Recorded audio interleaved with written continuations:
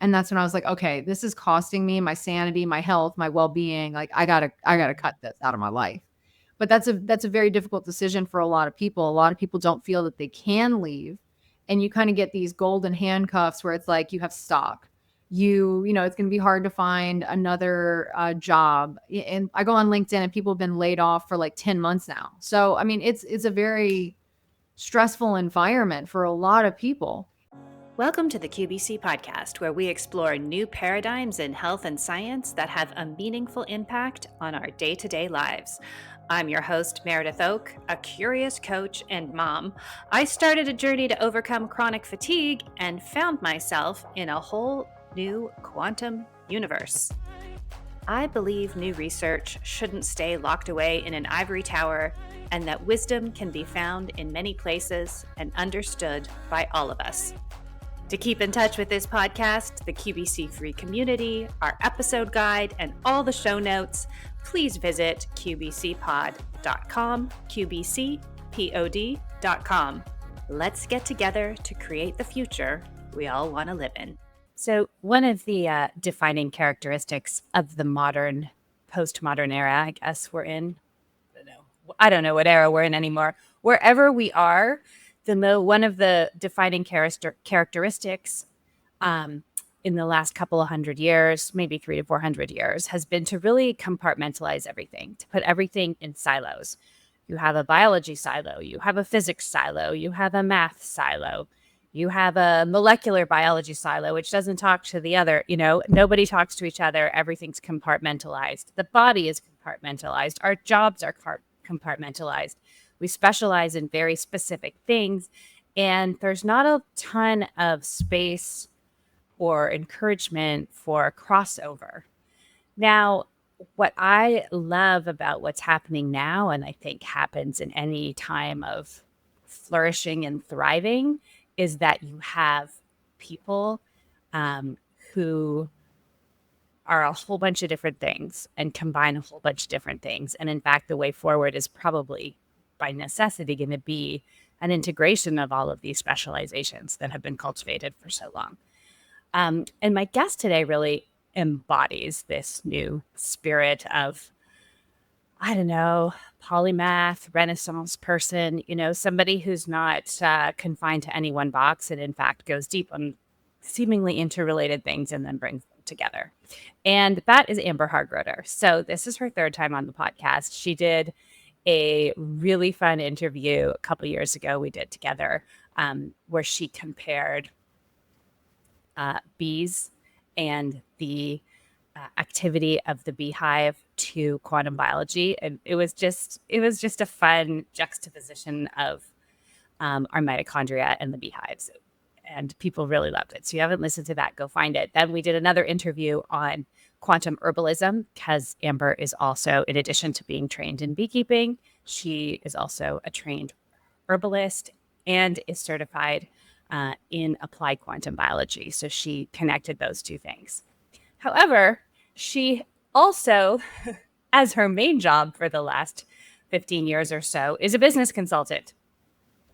So you see why I'm talking about like a Renaissance person here. And she, in her, holistic approach to the world, has combined all of these things and is looking at a topic that I think is really important for all of us to understand through the quantum lens, and that is burnout. So this is one of those interviews where I'm like, we talked about this. No, I can't really fully encapsulate it. We compare corporate life to the beehive. We talk about how burnout is often seen as a purely mental health issue, when in fact, Amber argues that it is an environment issue, which really aligns nicely with our understanding of quantum biology and the idea that where we put our bodies is really important to our health and our mental health. And she explains different mindsets that, she's got a new technology that she and her husband are bringing to the world that can do a subconscious analysis of a person's mindset through their written or spoken words. So we also get into that. I know it's a lot. I don't know what to tell you. This is what we're here for.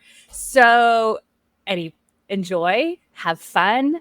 Amber is going to be inside the Quantum Biology Collective community. So if you're not a member of QBC Free and you enjoy this podcast, like I really encourage you to go to qbcpod.com and click on join the community. It's just your name and email, and then you're inside and you will hear about like all kinds of fun stuff and be around other people who like all this stuff and talk about it. And I would add, you might be preventing some burnout by doing that, because one of the ways that I personally have burned out has been from compartmentalizing my life and, being over focused in areas where I don't have without an outlet to have the conversations I wanted to be having with like-minded people. And we need that to feel on purpose in life. So do consider that if you need that in your life, this is a great way to find it. Okay. And of course, my friends at bondcharge.com, enter the code, QBC in the discount box at checkout, and have fun.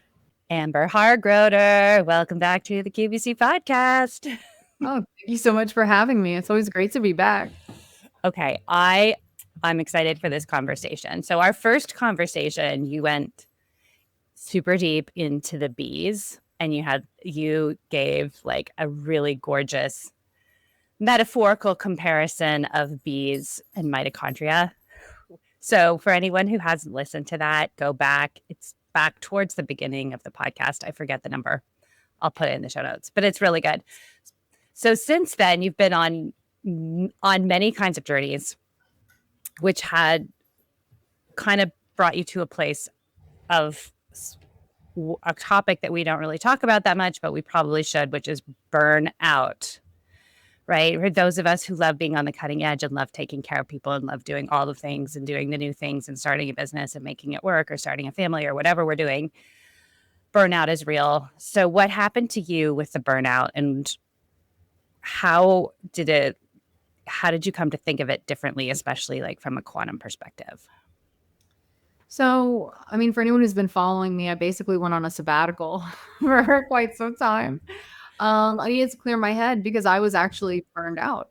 And most people may not know this about me, but I've been a business advisor for decades at this point. And I had just, I'd go in and I'd fix dysfunctional organizations and rebrand companies that needed to have a new message or needed something new. And you get to a point where you're doing so much work that you just fizzle out.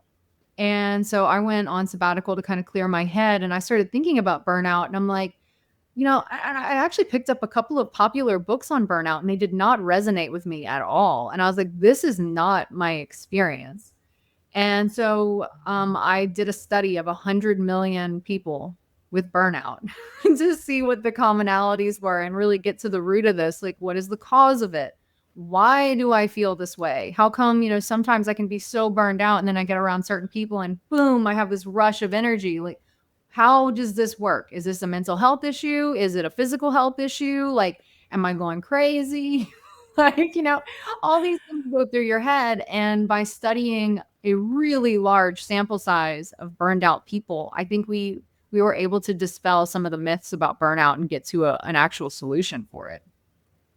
That is super cool. And so to look at that many people, was that using the new subconscious analyzer technology you're going to tell us about a bit later? Is that how you did that? We'll get into the technology. Yeah. So okay. During my sabbatical, I got married to congratulations. And he built parts of Google. So we use search engine technology to basically do this study, as well as this new, it's machine learning more than it's artificial intelligence. So we have a new technology that helps us measure the invisible metrics of an organization or a small business, or even right down to the individual, to help us better understand ourselves and basically understand why dysfunction is happening and how to get it out, to upgrade dysfunction. Well, from a quantum perspective, I think what a lot of people would appreciate, especially in this community, is that the biggest myth about burnout is that it is 100% a mental health issue. And a lot of corporations now, they're like giving people stipends for mental health Everyone wants to treat it with yoga, meditation I was apps. going to say meditation Yeah, classes. meditation. And look, I don't hate meditation. I've done multiple Vipassana retreats. I have a history of meditating and doing yoga nidra. I see the value in it. But when you're burned out, you could go do a 10-day Vipassana retreat and be totally zen. And then the second you go back into a dysfunctional environment, that problem is still there. And I think that was the biggest myth that this study kind of broke completely, is that the vast majority of burnout cases, it's not a mental health issue, it's an environmental one. And Right. oftentimes the causes of that are invisible. Like, you might Right. know that you have a toxic boss, or you have coworkers who are bleeding you dry emotionally. You might know that there's something, you're in the wrong role, or you're with the wrong organization, or your personal business, something is off and you don't know why. And so you're kind of like, I mean, it's kind of like a Cousin Vinny reference. Your wheels are spinning in the mud. You can't get out of the mud. And that's when you burn yourself out, because you're like, is it me? Is it them? Am I going crazy? Am I not a team player? What is it? Am I doing something wrong? And again, most of the time, it's a mismatch that's environmental. So interesting. I mean, it sounds just like, when we talk about like, oh, you can't sleep, or oh, there's something wrong with you. And we're always looking for the physical cause, like what are you eating, or what are you taking, or what should you be taking? And it's like, we also, from a quantum perspective, it's like, what is our environment like? Like, what are our mitochondria communicating with on a regular basis that's invisible, that is contributing to this? And so it's the same framework for burnout, is what I'm hearing you say. Oh, absolutely. Because, and I mean, I'm such a water nerd. I mean, I love structured water. Anyone who listens to the bee conversation that we did previously will know that I'm really into this. But your mitochondria and your structured water are constantly listening to your environment. And that's, for anyone who's in quantum, you're already familiar with how EMFs affect your structured water. Arthur Firstenberg's amazing book, The Invisible Rainbow, talks about how electricity is affecting us in an invisible way.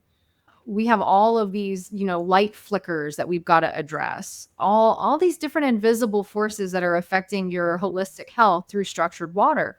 We're trying to measure and monitor those for optimal holistic health. What we're not measuring, and this is true for individuals and it's true for companies, we're not measuring like people metrics. Like, what types of people in our environment are actually causing us like the same stress as high EMF doses or intense flicker or LEDs. Like, and that's not to say that, there are good people or bad people. I mean, obviously there have been evil people throughout history, but you can be in a truly dysfunctional environment that's dysfunctional, completely irrelevant to you being there, or you can be in an environment that's dysfunctional for you specifically. Right. And so what we're doing now, measuring that. And it shows that, if you're working with a narcissist, an obstructionist, a dictator-like personality who just has to be the authority, even if they're wrong, like that type of personality, you can go to all the therapy in the world. You can drink all the high molecular hydrogen, but you're still dealing with these individuals. And that takes a serious toll on your health. It causes insomnia because you're constantly thinking and ruminating, like, what would I say when I get a chance next time? Like, get around with obstructionists, and you're expending so much energy. That's your life force. That's your greatest asset that you'll ever have. And it's bleeding you dry. And so we wanted to measure that to help people come out of it.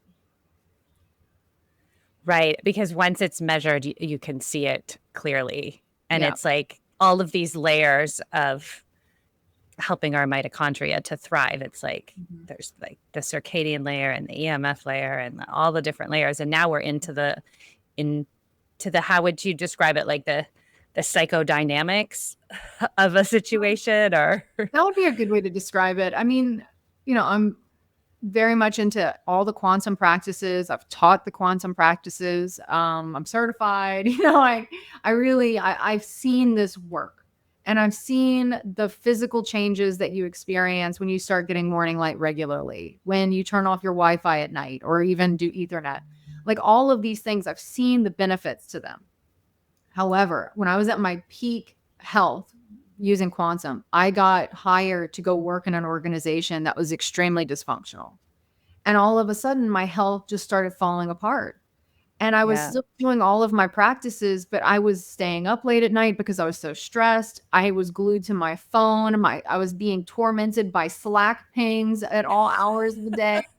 It just kind of everybody had a problem constantly because they refused to have a uniform direction that they all agreed on. And so it was just chaos. There was no purpose within this organization. And when we finally came to a purpose that aligned with their A plus customer, like their true customer, they rejected it. And that's when I was like, okay, this is costing me my sanity, my health, my well-being. Like I gotta cut this out of my life. But that's a very difficult decision for a lot of people. A lot of people don't feel that they can leave. And you kind of get these golden handcuffs where it's like you have stock. It's going to be hard to find another job. And I go on LinkedIn and people have been laid off for like 10 months now. So, I mean, it's a very stressful environment for a lot of people. And the best you can do is to do your quantum practices to kind of protect yourself. Like that is a protection mechanism for working in these really dysfunctional environments. But at the same time, if you're measuring or if you're looking into the type of water you're drinking, the light bulbs you're using, you should also be looking at the dysfunction that is invisible, that you are still experiencing on a daily basis. Yes. And I think that's sort of part of the learning journey on the healing path is I too, adopted all of these practices and light and darkness and doing all of the things. Mhm. And then you get your energy back. But what do you do with that energy? If I like Mhm. if I'm funneling it into really stressful things or I'm like, I have my energy back. I can do everything in the world and I take on way too much. It's like you can still throw it all off track. And so for me, and it sounds like for you with this story, and like the next level of learning was like, okay, now I understand how to support my body to have energy.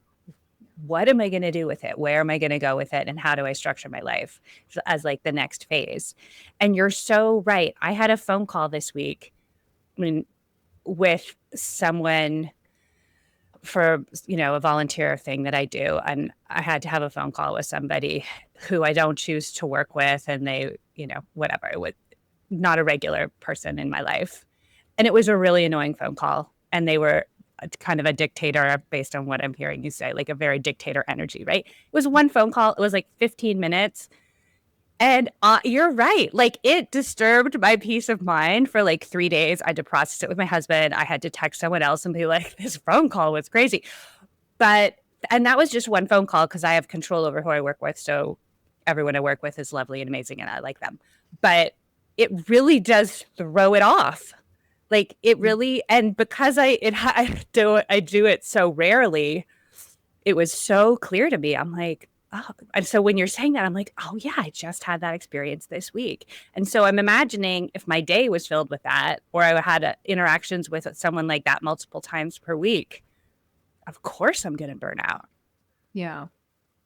I mean, I've had so many experiences with highly dysfunctional people.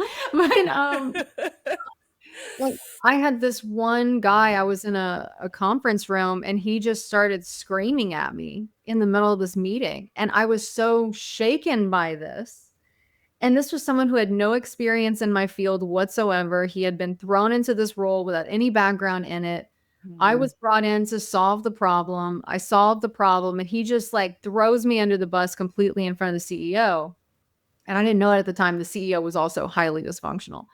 And my voice started shaking. And he's like, "You hear that shake in your voice?" He's like, "You're a bad leader." And I'm just like, whoa, you know? Oh. And I was reeling from that for weeks because I'm thinking, oh my God, what did I do? What did I do wrong? Like, how could I have been Mm-hmm. better? And it just, a lot of times when you run people with this technology, you can see what is them versus what is you. What are you responsible for? And we talk Right. about this a lot in herbalism for herbalist practitioners is that, especially when you do like laying of the hands on someone or you're a massage therapist and you're touching someone, you're absorbing their energy. And so what I was taught was like go outside and ground after you work with a client because you need to release, even if it's over video, you need to release whatever's not you, and refill the well, so to speak, with your negative energy, your electrons. But it's really difficult when you're stuck in like a fish tank with certain people and you're being bombarded with all this like chaos to really figure out what's me, what's them, what am I responsible for? How do I separate what I'm feeling from the reality, or how do you actually match what you're feeling to the reality? So another individual, I knew there was something off about them. They just completely zapped my energy. Like I just felt so miserable around them. I just like I didn't understand. And then we used the technology to run public data, and I was like, this person is a lethal narcissist. And I was like, that explains it. Like, I have a really high empathy score, and that's catnip for a narcissist. And it just, it was just so draining. Like, my vitality was in the toilet every time I was around this person. And it's like your intuition, or your structured water, really, I think is like the vessel of your intuition. Your structured water is picking up on these vibrations from every person you interact with. And I've always kind of liked the idea that every interaction with another human being is a little bit like a chemical equation. And subconsciously, we're trying to balance that equation every time we have some sort of interaction. And so, I call them like my fractional ambers. Like there might be different versions of me in different situations. And it doesn't mean that it's not authentically me. It's just this is how I'm balancing this equation for the environment that I find myself in. It just, once you know who you are at a subconscious level, you can kind of figure out this is me going against myself, or this is me sacrificing myself when I shouldn't do that. This is where my strengths are. These are my weaknesses. This is what I need to really pay attention to. And I think that is truly invaluable because nobody can get objective advice on anything. I mean, if I go talk to my mother, it's going to be a disaster, you know? If you go talk to family and friends, you're going to get a different variation because they're saying what they would do in that situation or what they think you should do based on their understanding of you, but they don't necessarily see the whole picture either. And so that's really one of the things that's missing in our society today is objectivity. And I think that's something that we can now provide using this technology because it's completely objective and it's just a complete game changer for how you view yourself and your interactions with the world in a really healing way. Yes. And a supportive way too, like the language of the reports that your technology gives is like very supportive. And I think it's like applicable to everything, right? Like these dynamics that you're talking about where the empathetic people are drawn to the narcissists. Like that could be people you work with. That could be people you follow on social media. That could be the mentor or guru that you like subscribe to and give your power to, even if you've never met them in real life. It could be the type of clients that you agree to work with. Mm-hmm. Like it could be so many dynamics. And so seeing the pattern of it, like what's me, what's them, and what choices am I making to put myself in this situation, like can be applied to every aspect of life.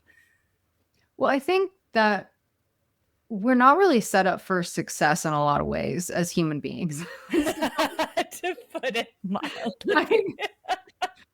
So, you're born into a society that has certain standards or expectations. And it isn't a macro scale of your society, but also your community has certain expectations, your family has expectations. And this is not uniform for everyone, but it's like, some people, they grow up in a household where their parents have already predetermined their entire future, not even based on what their talents are. And so, like, for instance, my father really wanted me to work in mortgages and reinsurance. And I have the wrong brain for it completely.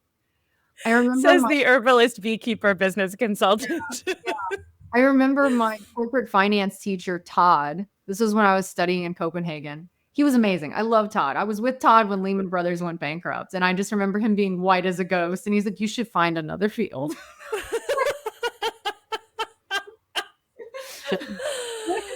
Oh, yeah. That was a paradigm shattering moment for a lot of people. Absolutely.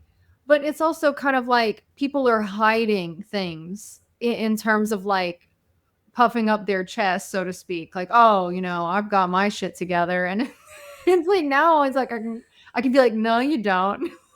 Like for like the Enrons of the world. But you start learning early on, like what you're good at, or through trial and error, you learn what you're good at. But unfortunately for a lot of people, they go through the education system, which is a very industrial system. I mean, with exceptions for certain types of alternative education. I mean, we've talked about different types. Like you didn't go to a Montessori school. What school did you go to? Waldorf. Waldorf. Okay, yeah. Yeah. So Through there's third grade. Yeah. alternatives. But Yeah. it got in there Yeah. those first 7 years. Yeah. I mean, I went to Catholic school, and I will say they did a good job with like, I was talking about this morning. Like they did a lot of survey courses. So you got a little taste of everything. Not everyone is that fortunate. Public school is meant to be just like for the lower orders. It's not meant to make you a bigger thinker. It was meant to make you like a factory worker. And so when we look at industrialism and how it's affected everybody, there are three thinkers that really come into play. So we have John D. Rockefeller, who's all about like top down control. So there needs to be like a monarch, a leader, the CEO, somebody is in charge, and everybody, there's no autonomy down the pyramid. It's like the top of the pyramid's making all of these decisions. Then you have a lesser known guy named Frederick J. Kelly, who came up with the multiple choice test. And this was the test for the lower order thinking for the lower orders. And he's effectively the father of the SAT and standardized testing. And the goal wasn't to show how much of a thinker you are. They don't want you to think. It's how well can you follow instructions? How well do you choose the best answer of these options I'm presenting to you? And my strength has always been essays. So multiple choice tests and I have been enemies since day one. But Yeah. I'm like, well, I can make an argument for at least two of these options. So What did you mean by that? yeah.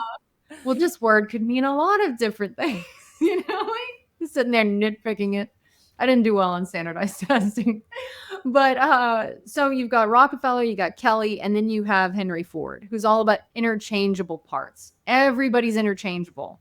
So every worker is the same, every part is the same, and the idea is to increase efficiency so you can increase profit. These are the major ideas that we have been kind of in a pressure cooker with for 200 years. It's really post-Civil War industrialism that's to blame for a lot of the woes of society right now. And I mean, it got us to right here, but now we have all this wonderful technology so that you can actually escape the matrix, so to speak, and go do your own thing. But for people who know my work with the bees, I think that's a really apt metaphor, because around the same time that humans were being industrialized, so were the bees, the honeybee, Apis mellifera. So there's something called the Langstroth hive, and it's like a filing cabinet for bees. When you're driving on the highway and you see white boxes, I mean, at least in Louisiana, I don't know about elsewhere, but you'll see these like stacks of white boxes all kind of together on the ground. Those are beehives. And the way that bees have been treated over the past 200 years is very similar to the way humans have been treated, especially in a corporate model. And not all corporations are the same, but we're just going to speak in general terms here. But this past winter, so from June 2024 to early 2025, 62% of all commercial hives collapsed. So that's Wow. 1.6 to 1.7 million hives across the United States. Really? There's about 20,000 to 60,000 bees in each hive, all died. And everyone's like, this is the worst catastrophe that we've seen. This is a huge collapse of the honeybee. Well, at the same time, if you look at the American worker, it's about the same percentage that's completely burned out. And I'm like, okay, well, what are the systems in place that have contributed to this? So for bees, I mean, there's a lot of things that are going on that some people who work in corporate America will likely respond to, or even in the healthcare system is very corporate, militaristic even.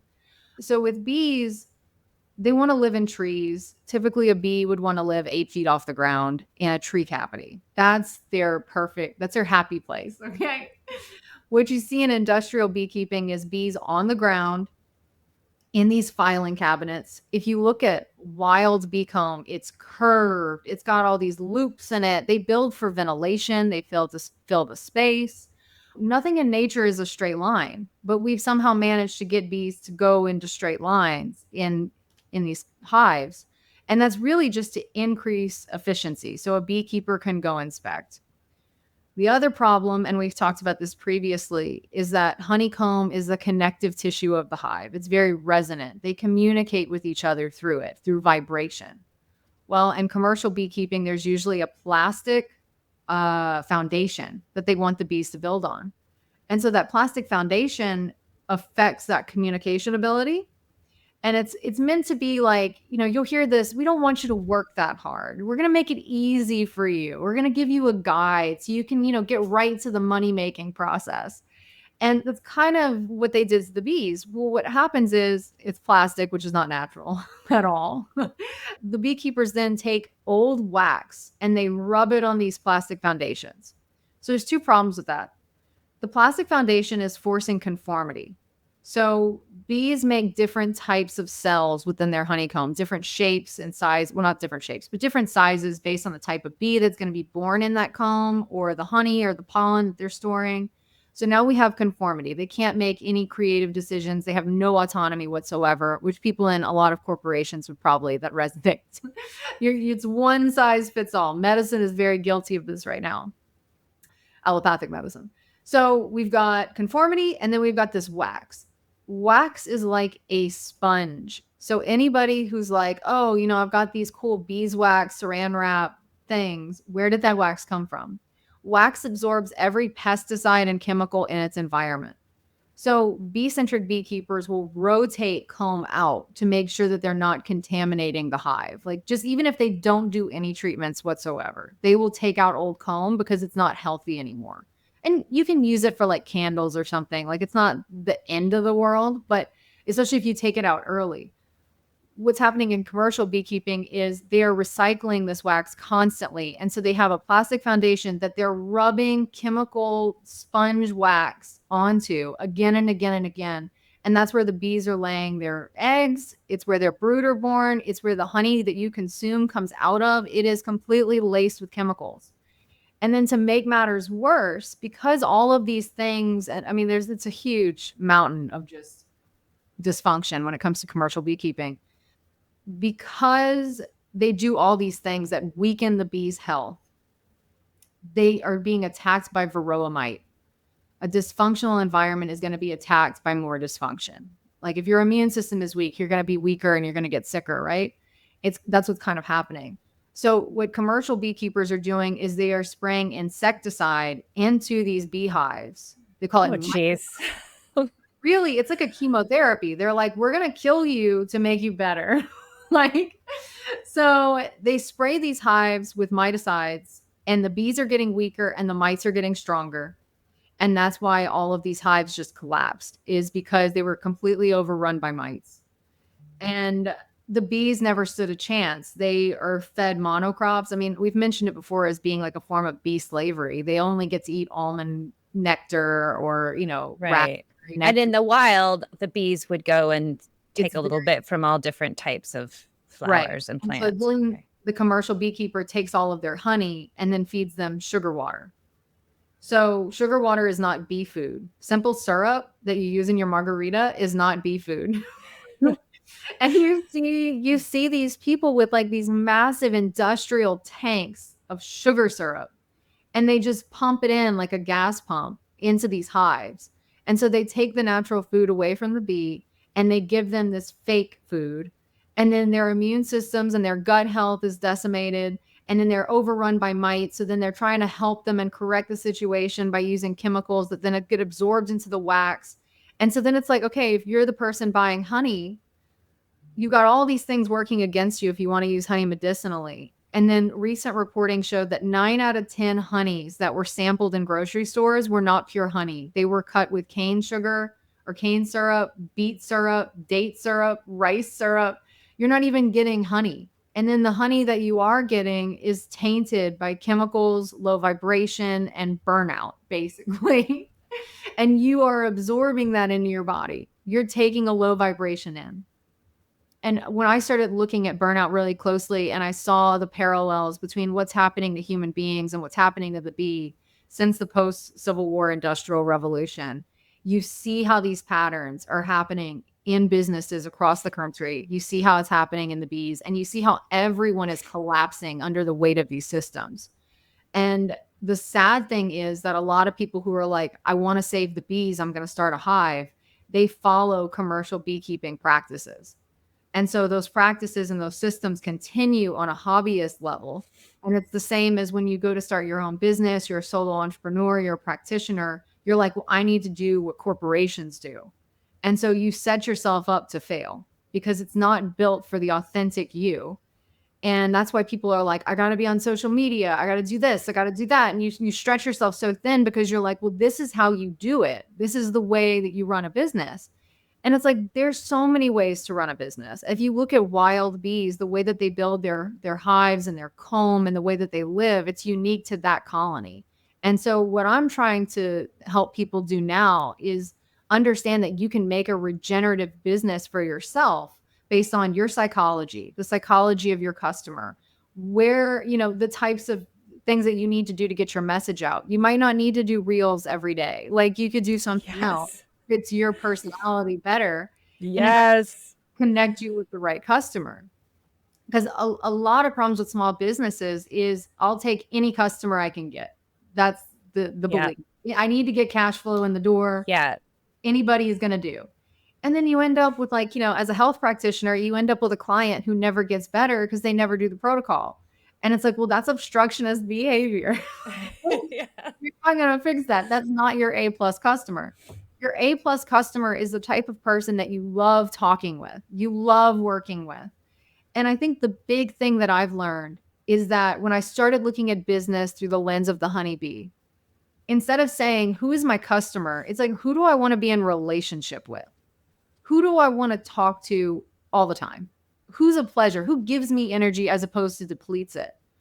And again, if you're a health practitioner, you're dealing with people who are under a lot of stress. They're on, they typically have some sort of health complaint that they've been struggling with for quite some time.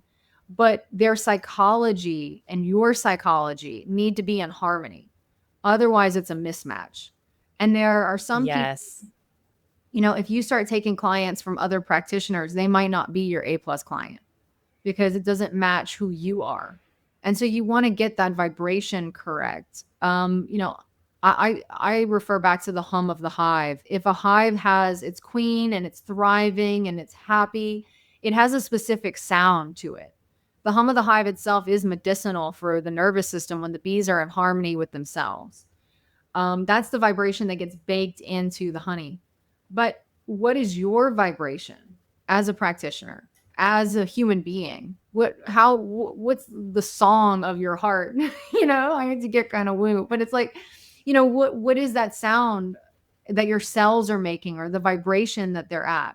Because you'll notice when you're with someone who you shouldn't be in business with or you shouldn't be in relationship with, your body knows. Your structured water knows. You'll feel tension in your shoulders. You'll be really quiet. Like there's something about it. Yes. You need to pay attention to that instead of mentally justifying this is just how you have to do it. Yeah. No, and especially I did this, I overrode that knot in my stomach in order to engage with people because they were so smart. They knew so much. They were teaching so much. They were like the guru in the field. And there was all of my body's like screaming red flags. I'm like, no, it's fine. I can deal. I'll just and it's like after a while, no, like you can't, and you can't do it with clients and can't do it with colleagues. And also I love your point about like the cookie cutter. Like there's so many coaching and consulting programs. Like I've done so many, and because they all want to scale, they offer the same thing to every customer. And so I go in and there's like, here's our 8-point process. You have to do this and then you do this and then you do this. And I'll go through and watch all the stuff and learn all their things and be like, I'm going to do number 2 and number 7. And the rest of it is not for me. But I feel like for people who own their businesses, that's kind of the only option. If you don't know how to start your own business, you go out to get help, and then you get help from people who are telling you well, it has to be done exactly this way. And it's not true. But in order to cultivate the trust and the understanding of what is your way, you need support, but you need support from someone who's not going to impose their system on you. Well, two things come to mind for that. So the first is Susan Weed is an herbalist. She's, one of the elders of the herbalist community at this point, and she talks about three healing traditions. So there's the scientific tradition, which is I'm the doctor. Here is a white odorless pill. Take it. Listen to the labs and the blood work, and I'm going to take care of you. Like, do what I say. And you don't need to understand it. Just do it. And again, not every doctor is like this. There are some fabulous doctors out there. They're just few and far between. So, but the thing is, that's the scientific tradition. Trust the labs. Now, lots Yeah. of people have had experiences where everyone's like, your labs are fine, and it turns out you're not fine. So it kind of causes a little Yep. bit of mistrust there. The second tradition is the guru that you're talking about. Like, you need to make sacrifices. I'm the guru. You listen to me. And these are like the detox people on X. Like, these are the people who everything is cookie cutter crazy. Yeah. Like, it's like Do this, do this, do this. I mean, what's the problem? It's so simple, you idiots. Yeah. it's like I do, I don't know, 5 tablespoons of turmeric powder a day, and I cured my cancer. And then you find out someone had like liver failure because they ate too much turmeric. It's like, it's a very extreme, these gurus. I remember way back in my 20s when I went through a raw vegan phase. There was a woman in Chicago who was really big on raw vegan detoxes. And at the time I felt terrible. So I was like, yeah, I'll do that. And it was very much that guru mentality, like you're dirty and you got to clean yourself up. You got to listen to me. You got to suffer. You got to sacrifice. We got to get these toxins out. There was no mention of redox before you detox, right? It was like suffer. And so anytime like a guru comes in, if you are looking for a guru and you feel like that is your calling, I want you to go on Netflix and watch the documentary on Bikram yoga and tell me if that's what you want. So that's the second tradition, is the guru. And a lot of the time it's to make the guru look better, not necessarily for you to feel better. It's kind of like, I don't know. I have done hot yoga and I've seen the benefits of it. I think there is something to mixing sauna with movement. But but when you put this guru on a pedestal, you're setting yourself up to fail because you're not believing in your own personal sovereignty to make your own decisions. You're giving someone else your autonomy. Yeah. So the third tradition of healing is what Susan Weed calls the wise woman tradition. And it's like, let's just go play in the garden. Let's just go drink some infusions of herbs. Let's not stress about it. Calm your nervous system down. We're just going to hang out. And for someone like me, who's very results oriented, and I'm like, we got things to do. We got to hurry. My husband's always picking on me. He's like, we got to hurry. But so there is time where you want to go grounding. You want to get morning light. That's kind of the equivalent of sit and just be in the garden. And I remember when I first started grounding, there'd be all these wild bees that I would just sit and watch them pollinate with make love to the flower is the way it's often put, but watching them with the borage or the tulsi or whatever. And you kind of feel like you're in this harmony, like there's this reciprocal relationship going on. And that helps you get greater clarity about what's out of balance with me right now. If I remove everybody else's opinions and their chaos, like what's going on with me? And I think that's more of what Susan Weed was talking about. I definitely don't want to speak for her. But Yeah. me, this is my adaptation of it.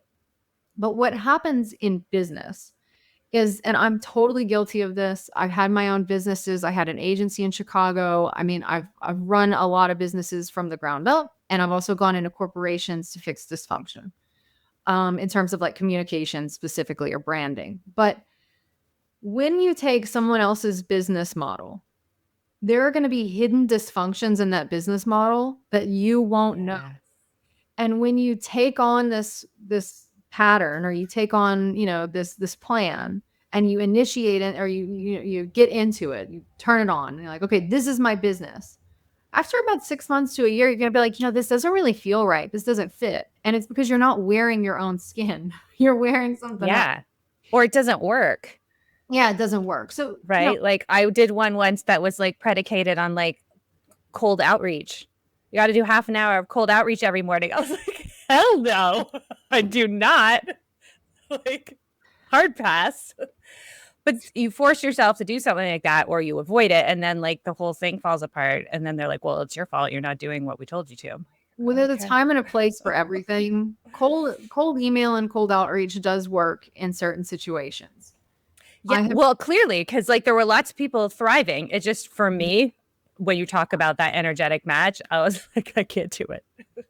well, I did comedy for a little while in my 20s back in Chicago. I did like the Second City and all that jazz. But I had a two-person show with this guy named Caleb. And it was fun, you know, we had a good time doing this show, but Caleb was obsessed with this performer named Andy. And he wanted to become Andy. And so he was body snatching Andy. Like, I Right. did a show with him, and all of a sudden he turned into Andy. Like he was wearing the character of this other improviser. And it never worked because it wasn't authentic. And I think when we go back to, you know, what your intuition is picking up on, we're definitely scanning the room for authenticity.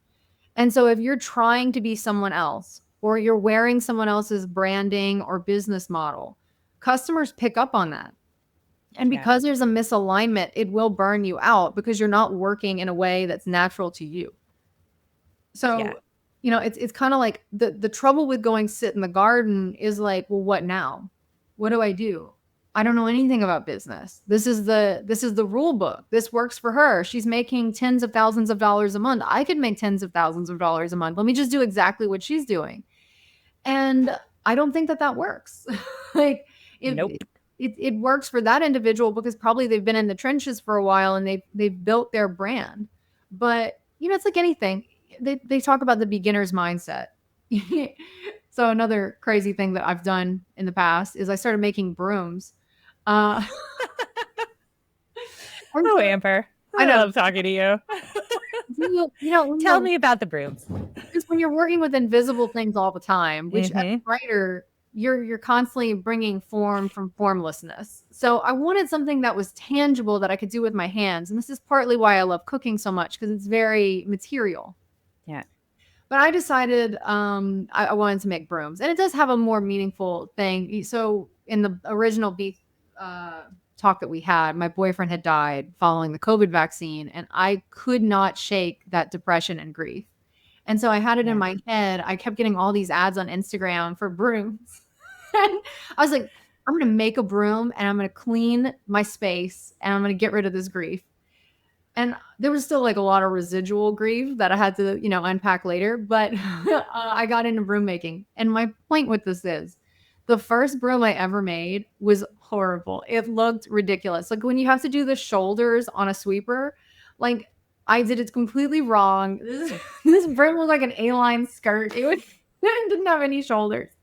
The weave at the top was like, oh my, like some of these women who make brooms, it's these really tight, beautiful weaves. Like you just look at it and you're like, that's gorgeous. But you don't know the gestures and you don't have the muscle memory for it. And you don't really know what you're doing. It's clumsy. And now, I mean, I haven't made a broom in a while because I injured myself. But my final brooms that I made looked very good. They looked very sophisticated for broom making. And so when you start your own business, you have to understand that it's going to be clunky at first because you're figuring out who you are. You're figuring out who your customer is, how they speak, what they want to talk about, where they hang out, how they find out about you. You're looking for these relationships. You're kind of going blind a little bit, like shuffling in the void, trying to be like, where's the signal? Like there's all this noise everywhere telling you what you need to be doing, like especially on social media to people trying to sell you the DIY kits. Like the pre-made kits for your business. So there's all this noise, and you have to somehow decipher what's noise from signal. What is the signal you need to follow? What is the thing that's there for you? And as you follow that signal, you're going to get down to the more subtle aspects of these conversations. What is the real problem your customer is having? They might say it's A, but as you like get to know them and you talk more, you realize, oh, it's really this other thing. You know, it's B. They just were talking about it in a very obtuse way because they don't have the language themselves.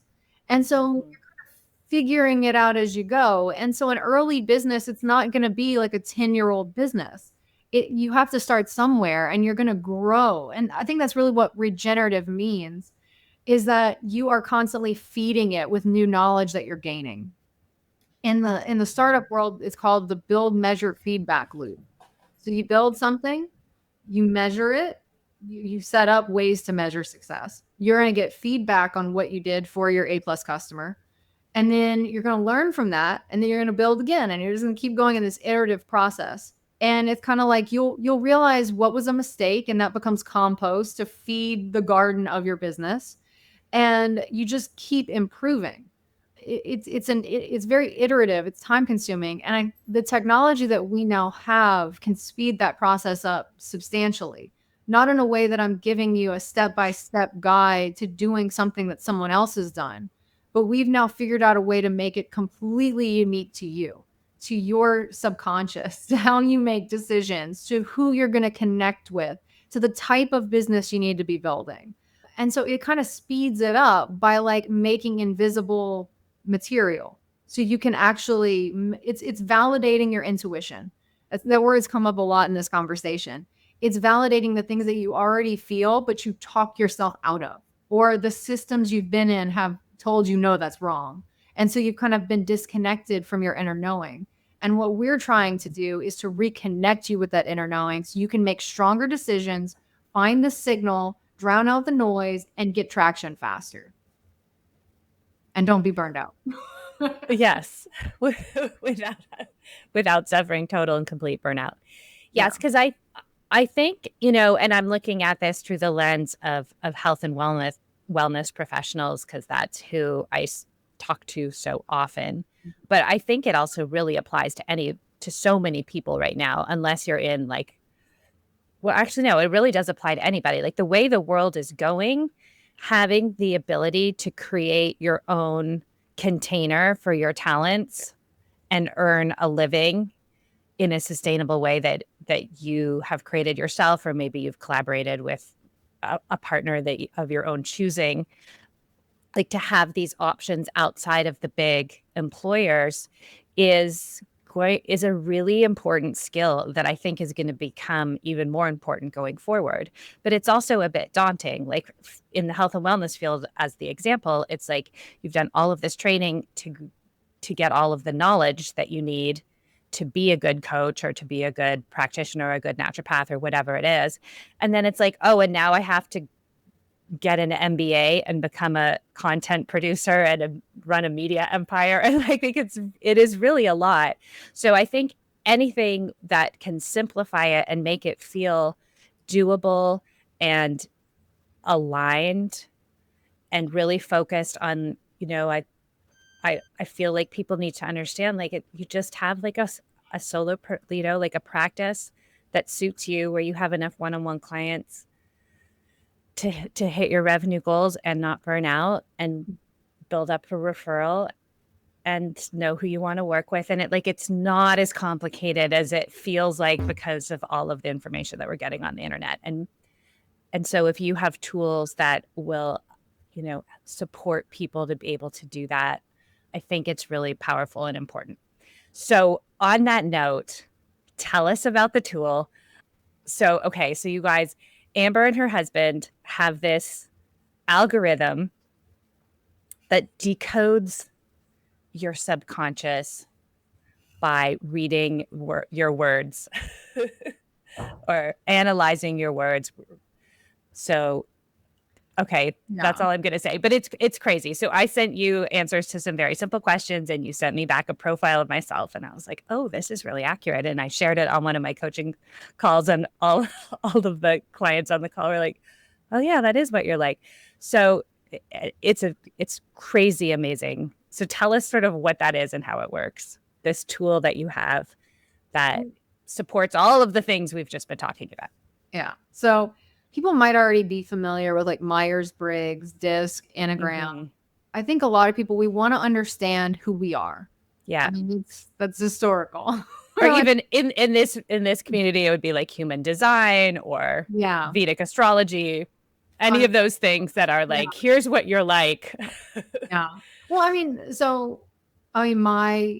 my zodiac, it's like Taurus rising, Scorpio sun, Pisces moon. And I've spent a ton of time researching, what does this mean? but it hasn't actually been actionable in any way. It hasn't helped me make better decisions.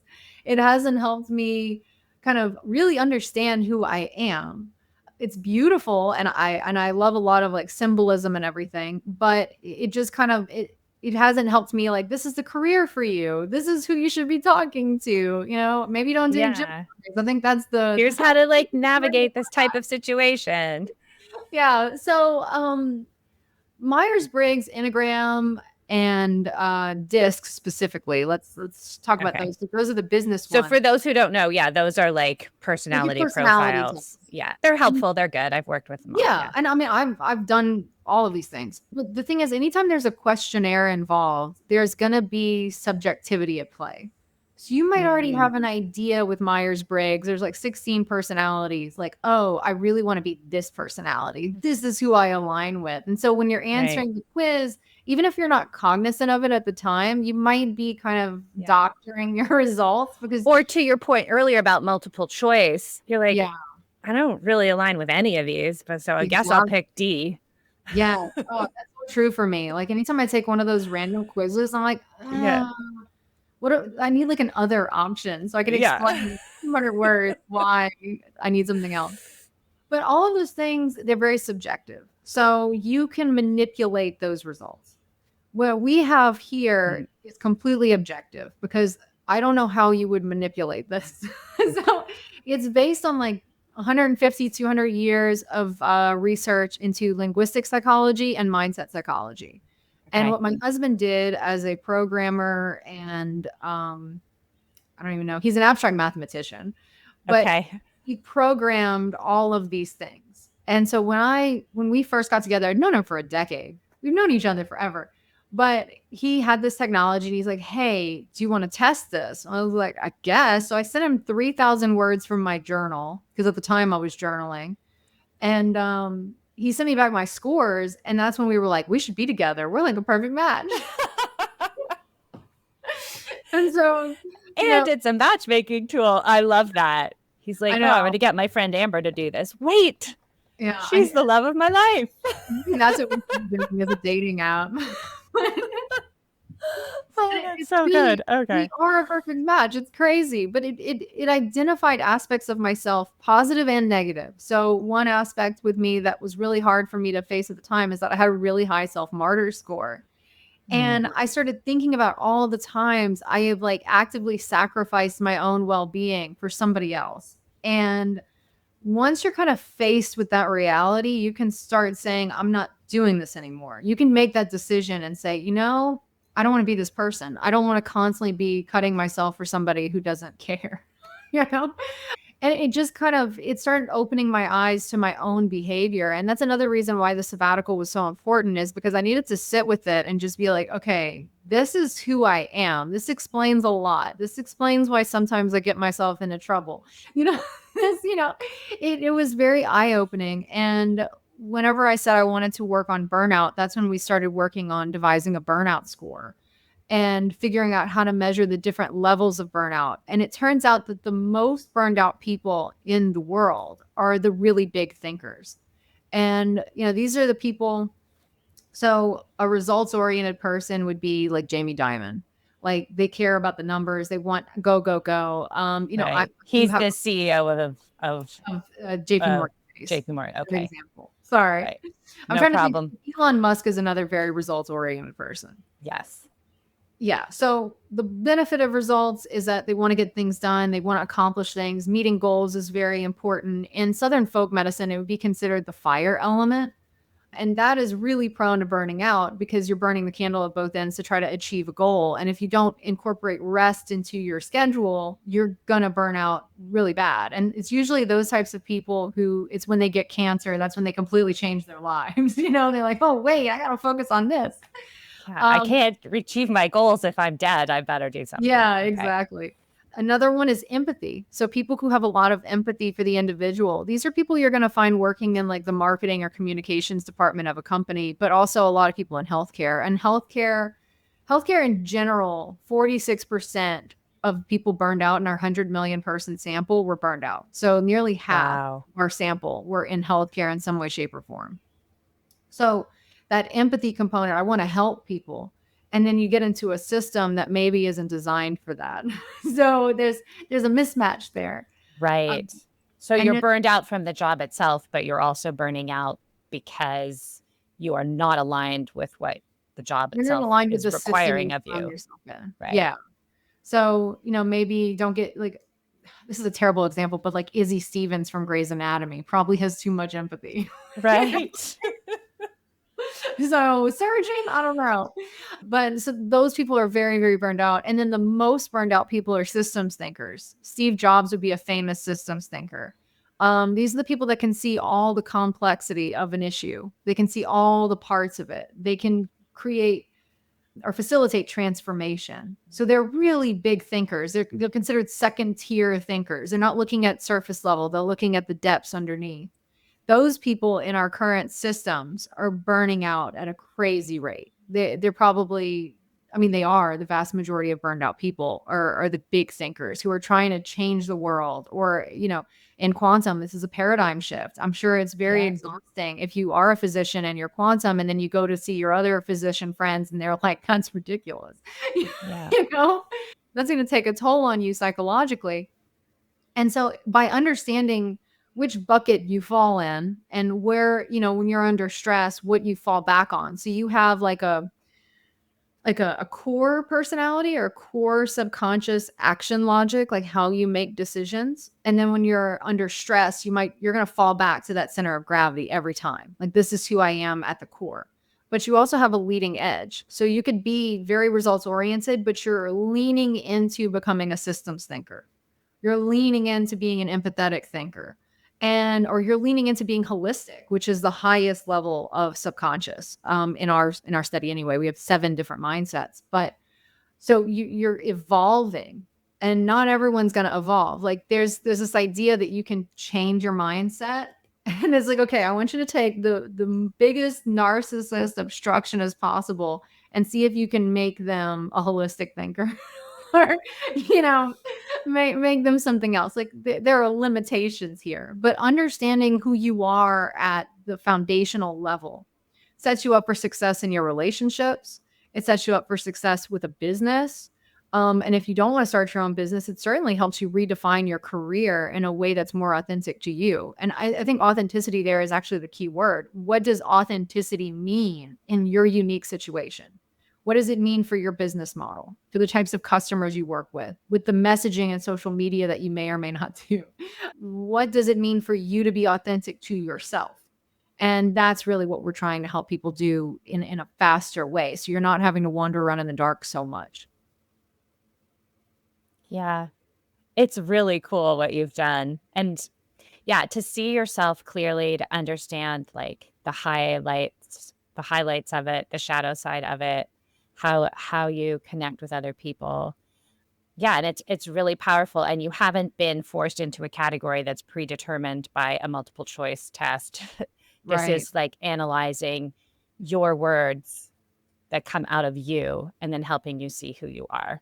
Well, there's 7 mindsets that we measure, like the core mindsets, but then there's also hundreds of personality traits. And the traits are really, I would say that the core mindsets are kind of like your sun sign.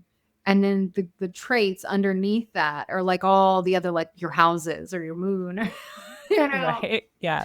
your Mars. And like that's kind of the equivalent is like we're getting really into the nitty gritty of who you are as a person. And it's really how you make decisions. So a business model, as my husband likes to say, is really a series of decisions. Making a business is just a process of decision making. And so if you understand how you inherently make decisions, you can understand what kind of business that you should be running, as opposed to a business model that someone else handed you that has invisible toxins in it that you aren't even aware of till you're a year Yeah. in. And you're already on all these different platforms and you've built all these automations and systems and you're like, wait, this does not work for me at all. And that's a very expensive lesson. I've learned it a couple of times over the past like 20 years. Like, Yeah. Same. it doesn't it's never good to try to be somebody else. You need to be 100% yourself. So I love it. So, yeah. So how can people find this? I know you're in the process of building stuff up. is there a website where people can like opt in and get updates when they Oh, can yeah. So, get their profile done? yeah. So it's amberhargroder.com. If you're looking for the report, it's called the Hive Check. And it's kind of a 1-2 punch because we're going to do this initial report that shows you what your action logic is. How do you think? Are you a systems thinker? Are you results? Are you empathetic? Are you disciplined? We're going to help you figure out who you are at the basic level, like the core you. And then from there, we're going to figure out what your purpose is. So something that's really shocking to me that I've learned over the past year. How many businesses do you think, corporations, small businesses, anything, how many of them do you think are purpose driven? Like a percentage? Oh, I don't know. The answer is quite shocking. Is it not very many? Because, like, I mean, as a coach, or what, I always make people do that. So I feel like everyone does that, but maybe they don't. So the businesses that this is actually coming from McKinsey from studying a lot of businesses, Okay. It's 6%. That's it? Yeah. Only 6% of businesses have purpose. And so if you don't have purpose, it's going to cause dysfunction inherently within your business because then nobody knows what we're doing or why we're doing it. And Yeah, like there's nothing to orient around. right. So at most, if we were going to stretch it, like they're trying, it would be 12% of all companies have purpose. And so not a surprise then that the majority of people working are burned out. So Yeah. we help you with the Hive Check to figure out your purpose. Now, if you do have a major company, we work with CEOs exclusively at stealthdog.com. Stealth Dog Labs is where our technology kind of lives, where we work with bigger companies. But for amberhargroder.com, which is my personal site, you can get the Hive Check and you can get a report and we'll find your purpose and you'll end up leaving with website copy that not only matches your voice, but also is going to connect you with your A+ customer. So that's an awesome package right there. And it's very affordable for solo entrepreneurs. That's really helpful. Having just gone through this with a lot of practitioners, it's like the purpose made sense, the mission made sense, the ideal client made sense, the converting that into copy. Yeah. Book wall. So this is so helpful. Everybody go get it. You get 2 calls with me. And if you want to do a tongue evaluation, we can do that too. For herbalism purposes, we have a separate conversation we had just about herbalism, which is also on the podcast. But if an entrepreneur wants to work with herbs to like up their game or like find balance internally, we can do that as well and work with their psychology through the Hive Check. The other offer, if you want to know more about burnout and how it's affecting bees and humans, I have a webinar called What the Bee Knows About Burnout. So if you're into bees, definitely check that out.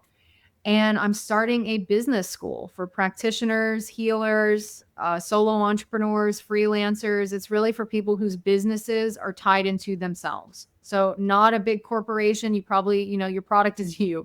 This is going to help you understand business principles in a way that's not, academic. It's not over the top business theory and it's not corporate. It's meant for solo people, like solo practitioners.